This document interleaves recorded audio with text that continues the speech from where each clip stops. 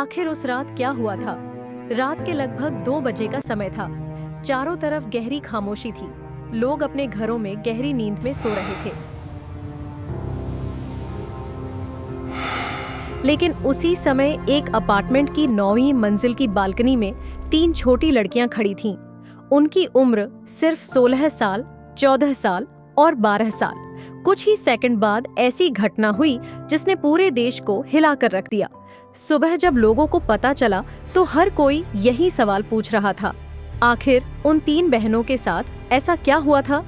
यह घटना हुई उत्तर प्रदेश के गाजियाबाद शहर में, एक बड़ी रिहायशी सोसाइटी, भारत सिटी सोसाइटी में। यहीं अपने परिवार के साथ 3 सगी बहनें रहती थीं।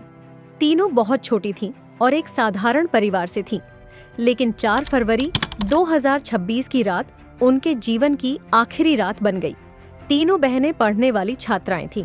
सबसे बड़ी बहन निशिका 16 साल, मंझली बहन प्राची 14 साल, सबसे छोटी पाखी 12 साल। तीनों एक ही कमरे में रहती थीं। तीनों एक दूसरे से बहुत जुड़ी हुई थीं। पड़ोसियों के अनुसार वे अक्सर साथ खेलती थीं और ज्यादातर समय अपने मोबाइल पर ही बिताती थीं। 4 फरवरी की रात सब कुछ सामान्य लग रहा था। परिवार के बाकी लोग सो चुके थे। लेकिन रात के लगभग 2 बजे तीनों बहनें चुपचाप अपने कमरे से बाहर निकलीं। वे धीरे धीरे बालकनी की तरफ गईं।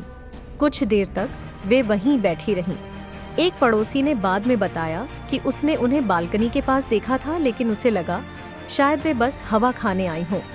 उसे बिल्कुल अंदाजा नहीं था कि कुछ ही मिनटों बाद इतनी बड़ी घटना होने वाली है।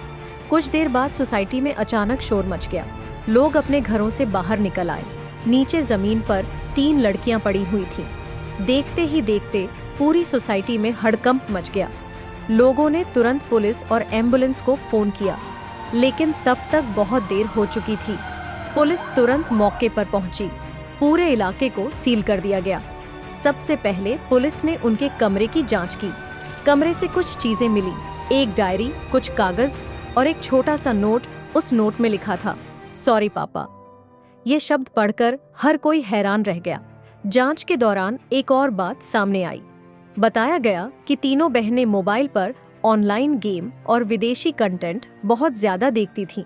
रिपोर्ट्स के अनुसार कुछ दिन पहले उनके पिता ने उनका मोबाइल छीन लिया था। इसके बाद वे काफी उदास रहने लगी थी। जांच में यह भी सामने आया कि परिवार आर्थिक दबाव में था। कहा गया कि पिता पर काफी कर्ज था।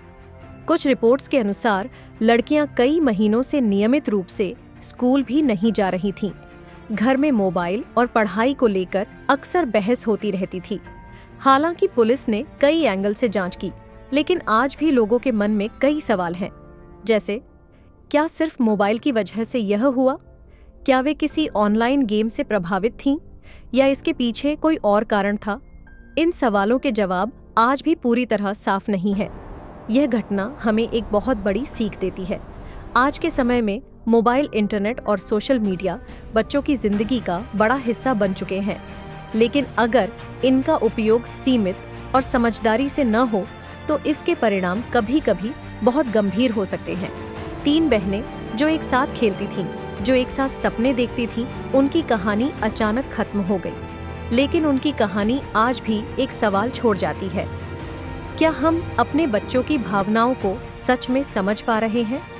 क्योंकि कभी कभी बच्चे चुप रहते हैं, लेकिन उनके मन में बहुत कुछ चल रहा होता है। इस घटना ने आपके मन में क्या सवाल खड़े किए? कमेंट में बताओ। तब तक के लिए हर हर महादेव। मिलते हैं ऐसी ही किसी दूसरी दिल दहला देने वाली घटना से।